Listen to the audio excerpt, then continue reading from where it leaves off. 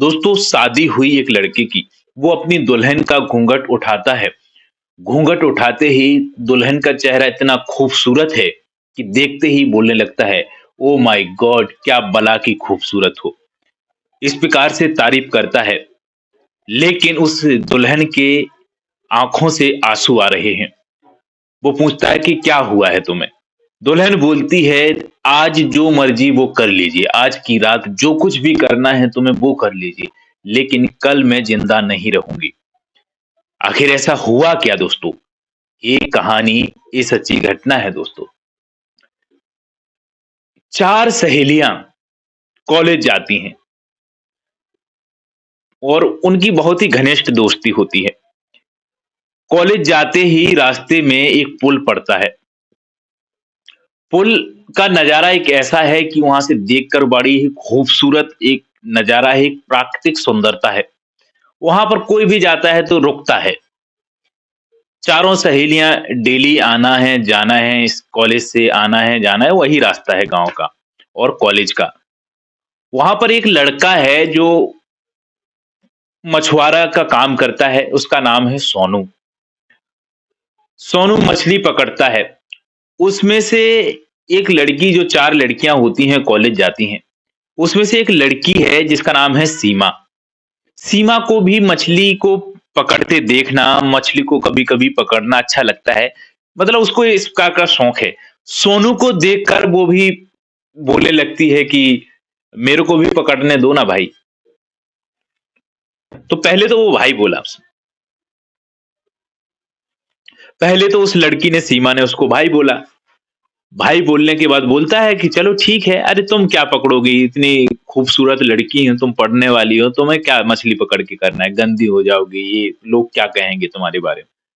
तो वो बोलती है, नहीं नहीं नहीं, मेरे को तो पकड़ना है, मछली पकड़ना अच्छा लगता है मेरे को।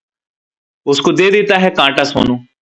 जैसे ही कांटा देता है तो कम से कम 20 मिनट तक वो कांटे को डाले रहती है और सोनू उसका हाथ पकड़ के कांटे को इधर कर रहा है उधर कर रहा है। इतने में एक मछली पकड़ ही ली। जैसे ही पकड़ी तो सोनू बोलता है, जल्दी जल्दी निकालो नहीं तो वो भाग जाएगी, नहीं तो पता चला कि तुम्हें ही खींच ले जाए, बड़ी मछली है शायद। और जैसे ही निकालती है तो उसमें एक मछली पकड़ ली। अब वो लड़की अपने घर चली गई और उसके साथ में उसकी सहेली भी चली गई। लेकिन सोनू उस लड़की के जो स्पर्श से इतना ज्यादा ख्यालों में खो गया उस लड़की के, कि अब उसी के बारे में रात भर उसके ख्याल में सोचता रहा। सोचता रहा, वो लड़की लड़की उसको दिखी, मतलब उसके इश्क में वो पागल ही हो गया। स्पर्श मात्र से उसका शरीर का, उसका हाथ, कभी सोनू का हाथ सीमा के हाथ में, सीमा का हाथ सोनू के हाथ में, ऐसा हुआ तो सोनू परेशान। अब दूसरे दिन भी वो लड़कियां वहां से निकली। जैसे ही वो लड़कियां निकली तो उस सीमा को भी अच्छा लगा ये सब देख के। तो अब दूसरे दिन सीमा ने भी बोला कि मेरे को पकड़ना है मछली। तो दूसरे दिन अब इन लोगों ने फिर से मछली पकड़ी जब, तो उस दिन तो उनके हाथ में हाथ मिले थे। आज तो सोनू के शरीर से उसका बाल भी छू रहे हैं, उसके हाथ भी छू रहे हैं, उसके शरीर के हर एक अंग से छू रहे हैं, आप समझ सकते हैं। इस प्रकार से सोनू और ज्यादा उसके बारे में सोचने लगा, ख्यालों में सोचने लगा। ये लड़कियां जब बोलती हैं सोनू से कि तुम कर ही क्या सकते हो, तो वो बोलता है, मछली भून के खिलाऊंगा और क्या कर सकता हूँ, ये मेरे पास तो यही खिला सकता हूँ। तो वो बोलती है मजाक मजाक में। वो जैसे ही लौट के कॉलेज से आती हैं तो वो 3 बजे के आसपास वो मछली को भून कर रखा है। जैसे ही लड़कियां आई उनको भून के मछली दी, तो वो लड़कियां बोलती है, हम तो मजाक कर रहे थे, तुमने तो इतना कुछ कर दिया है। तो उसमें से एक लड़की बोलने लगती है, देख सीमा, तुम्हें वो लड़का कितना चाहता है और तुम्हारे लिए मछली भी भूंजी है। मतलब सीमा को भी सोनू के बारे में एक प्रकार से उसकी सहेली ने जैसे ही बोला तो उसको भी स्पर्श हुआ, उसका शरीर। तो सीमा भी उसके ख्यालों में अब खो गई। अब ख्यालों में खो गई तो अब पहले वहां पे पुल पे दोनों मिलने लगे। धीरे धीरे ये मिलने लगे एक दूसरे से। अब नंबर भी एक दूसरे का एक्सचेंज हो गया।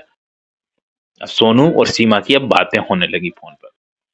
धीरे धीरे इनका प्यार बढ़ता गया, घनिष्ठता बढ़ती गई। लेकिन कहते हैं कि जो प्यार है, प्रेम है, वो छुपता नहीं है। और ऐसा ही हुआ एक दिन। सीमा के परिवार वालों को इस बात का पता चल गया कि सोनू नाम का एक लड़का, सोनू निषाद नाम का एक लड़का है, जो सीमा से बातचीत करता है, सीमा से मिलता है।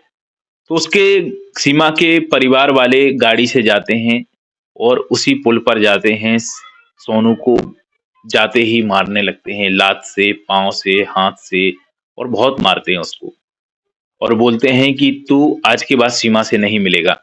लेकिन ये तो प्यार, इनको इश्क, इनका भूत सवार हो चुका था इनके शरीर पर। ऐसा लगता था सोनू के बिना सीमा नहीं, सीमा के बिना सोनू नहीं, एक दूसरे के बिना रहना ही नहीं चाहते थे। ऐसा ही सीमा को बोला गया उसके परिवार वालों ने। लेकिन हुआ क्या, ये लोग माने नहीं मिलने के बगैर। अब फिर से भी मिलने लगे, एक बार फिर से उन लोगों ने मारा। अब मारने के बाद भी नहीं वो मान रहे हैं, तो अब इनने सोचा कि अब ऐसा तो ये मानेगा नहीं। ऐसा करते हैं, सीमा की शादी कर देते हैं। जब सीमा की शादी के लिए सोचा इन लोगों ने, तो सोनू अब बीच में है अभी तो एक इनने प्लान किया कि इसको झूठे केस में फँसा दो, चोरी के केस में फँसा दो और लड़की को छेड़ने के केस में फँसा दो। तो ऐसा फँसा दिया, केस कर दिया, उसको 3 महीने की जेल भी हो गई। कैसे भी करके 3 महीने तक वो हुआ, इतने में उसकी शादी कर दी। शादी हुई जब सीमा की, तो सीमा बोलती थी कि हमें शादी नहीं करना है, और फिर भी उसकी ज़बरदस्ती शादी कर दी गई। जिस लड़के से सीमा की शादी हुई, उस लड़के का नाम है पंकज। जैसे ही सुहागरात का समय आया, तो पंकज अपनी दुल्हन के पास, सीमा के पास जाता है, उसका घूंघट उठाता है।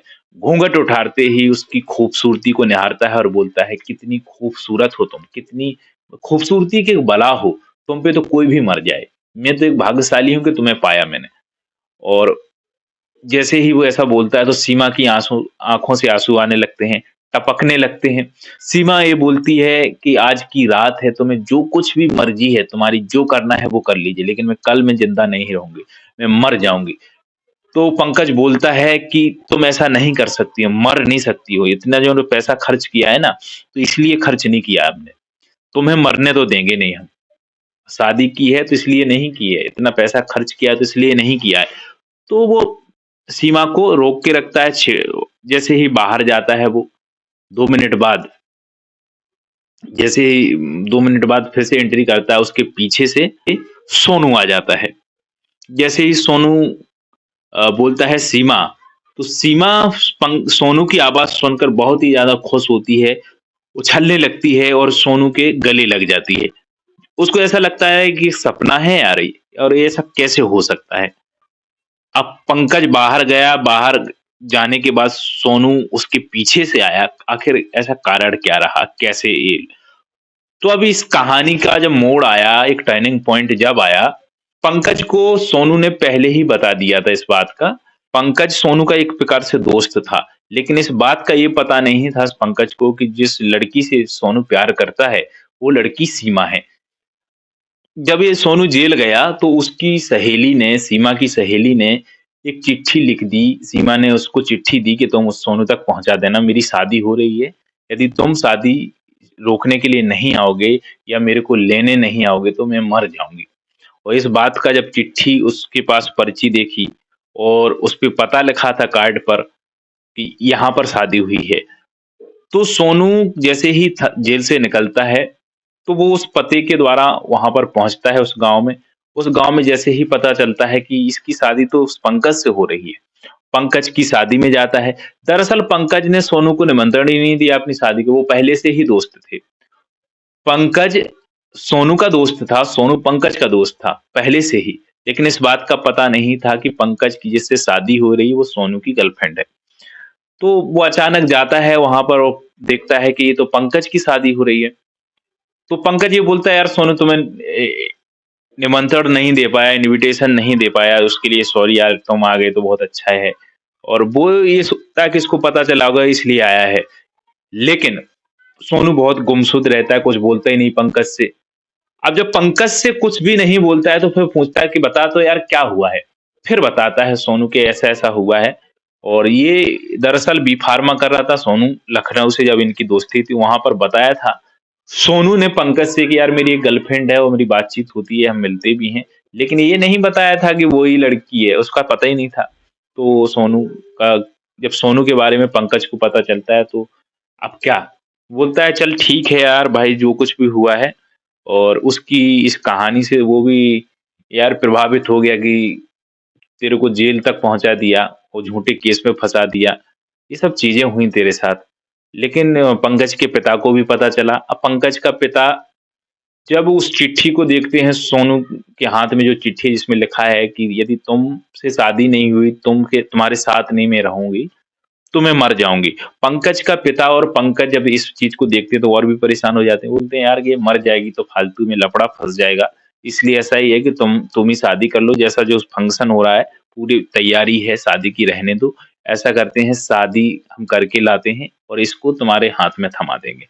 इनकी ऐसी प्लानिंग होती है। इसके बाद ये शादी पंकज शादी करके लाता है, हनीमून होता है, तो हनीमून में वो बोलती है कि पंकज से कि हम ऐसा-ऐसा कर लेंगे यदि हमारे साथ ऐसा किया तो। फिर इसके बाद पंकज सोनू को वो उसकी जो प्यार है, उसकी प्रेम का है, सीमा को दे देता है कि भाई चला इसको ले जा। और दोस्ती अच्छी निभाता है पंकज सोनू की। दोस्ती के लिए सलाम करना चाहेंगे दोस्तों। दोस्तों इस प्रकार की कहानियाँ अधिकतर टीवियों में, न्यूज़ चैनलों में कहाँ दिखाते हैं। ये बड़ी मुश्किल से मिलती हैं। ऐसे दोस्त भी बड़ी मुश्किल से मिलते हैं जो इतनी अच्छी दोस्ती निभाते हैं। अब घरवालों को पता नहीं चला उसके, सीमा के, लेकिन पंकज से शादी हुई। शादी होने के बाद पंकज ने अपनी ही दुल्हन को उसके प्रेमी को दे दिया, प्रेमी के साथ पहुँचा दिया। उसके पिता ने भी ऐसा ही किया और वो सोनू सीमा को लेकर चला गया। तो दोस्तों इस प्रकार की कहानी सुनाने का उद्देश्य यही है कि अ, कहाँ ऐसी कहानियाँ मिलती हैं, ऐसे प्रेम की कहानियाँ, दोस्त भी ऐसे नहीं मिलते हैं अधिकतर। जो कुछ भी हुआ वो बोलता है पंकज की अब तेरी ज़िम्मेदारी है सोनू, एक अच्छी-सी लड़की, ऐसी ही लड़की चाहिए, मेरे को बहुत खूबसूरत ही लगी थी, वो तो तेरी वजह से उसको छोड़ दिया। अब ऐसी ही लड़की मेरे को तू ढूँढ के लाना। तो दोस्तों ये थी कहानी आज की। सच्ची कहानी है, 2021 की ये घटना है, ये कहानी है।